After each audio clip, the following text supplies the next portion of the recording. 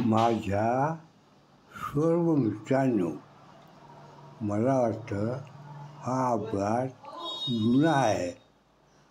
तरीसुद्धा हा जो पूल उभा आहे त्याचे क्लिअरन्सेस एकदा तपासून पाहावे. तसेच या ठिकाणी जी काही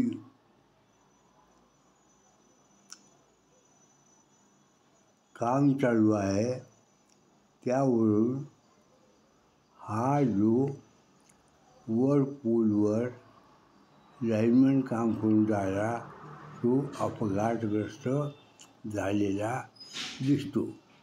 आणि ह्या बाबतीमध्ये प्रत्येक चुकीसाठी रेग्युलेशन आहे.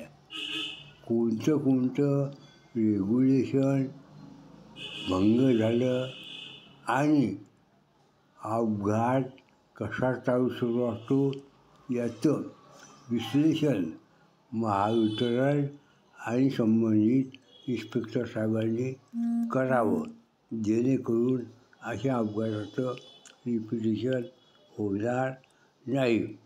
तसेच जनता जनार्दनाला विनंती की ज्या ठिकाणी कामं सबस्टँडर्ड दिसतील त्या सबस्टँडर्ड कामाचे फोटो टाकून जनतेला जागृत करावं.